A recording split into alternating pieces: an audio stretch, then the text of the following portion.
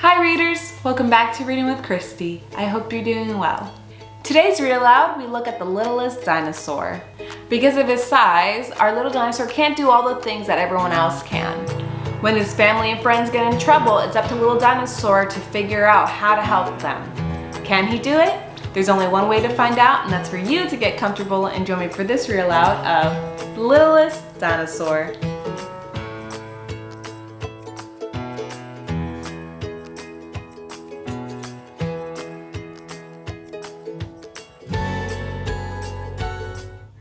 Long, long ago, when the world was young and everything was new, a mother dinosaur sat proudly on her eggs. One by one, the eggs began to crack, and baby dinosaurs poked their heads out into the sunshine, all except one. The mother worried and fussed about it and kept it warm and sang songs to it, but still the egg didn't crack. The neighbors came by with help and advice. "Make it warmer," they said. "Keep it cool," they suggested.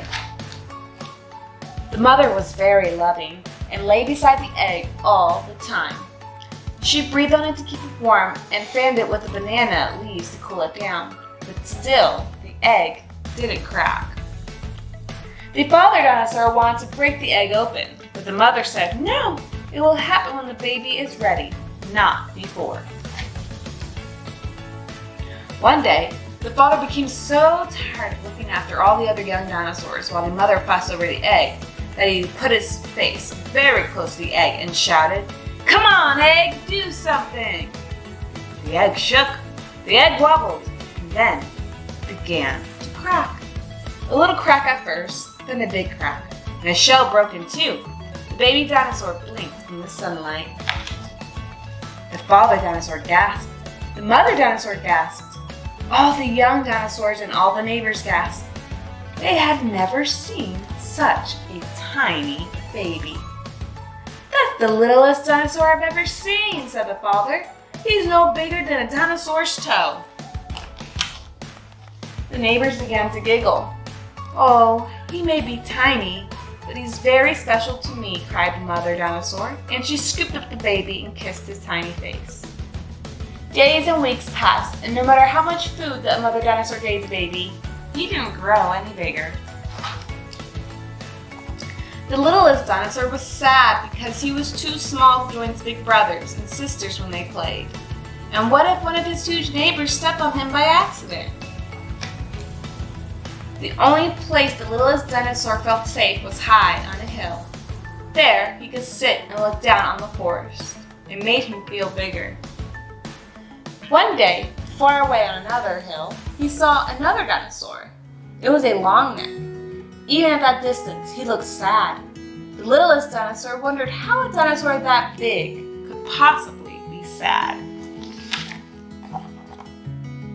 When the rainy season began, the big dinosaur squelched and rolled in the mud. But not the littlest dinosaur. He hated the mud. He was always getting stuck in the other dinosaurs' big muddy footprints and having to yell, "Help! Get me out of here!" One day, the father dinosaur got stuck. He was squelching and rolling in deep in the mud on the edge of the river. But when he tried to get out, he couldn't. The more he struggled, the more he got stuck. "Get me out of here!" he yelled. The mother tried to help, but she got stuck. The neighbors tried to help, and they got stuck. The littlest dinosaur's brothers and sisters waited in, and they got stuck too. "Get us out of here!" they yelled. The littlest dinosaur wished and wished that he were big enough to rescue them. "You have to go for help," said the mother dinosaur. But who could help? Wondered the littlest dinosaur. Then he remembered the long neck. The littlest dinosaur was scared as he stepped from the riverbank onto a water lily leaf. It tipped and dipped, but it didn't sink. One leaf at a time, he wibbled and wobbled his way across the river, then ran through the forest and climbed the hill, slipping and sliding, sliding and slipping, until he got to the top. There he was, the long neck. He looked down at the littlest dinosaur. "Help me, please! Help me, please!" Dinosaur cried. "My family is stuck in the river and the water is rising fast." The long neck picked him up and with great long strides was soon down the hill, through the forest, and at the riverbank. He stretched his neck across the river and began pulling out the sinking dinosaurs until one by one they were all safe on the shore. "Thank you," the father dinosaur shouted as he waved to the long neck. "And as for you," he said, picking up the littlest dinosaur, "you may be the size of a bug, but you're as brave as a dinosaur 100 times your size." And he kissed him on his tiny nose. When the rain stopped and the river was not so wide, the littlest dinosaur went to visit the long neck again. He no longer looked so sad. "I thought I was too big and clumsy to do anything useful," he said. "But now I know that's not true." "And I thought I was too small to do anything at all," laughed the littlest dinosaur. They sat together on the hill, the biggest and the littlest, and now the greatest of friends. The end. Well, readers, I hope you enjoyed that read aloud of the Littlest Dinosaur. Even though he's small, he was able to show that he had a big heart and a lot of bravery. Thanks for watching, and I can't wait to see you on our next read aloud on Reading with Christy. See you later.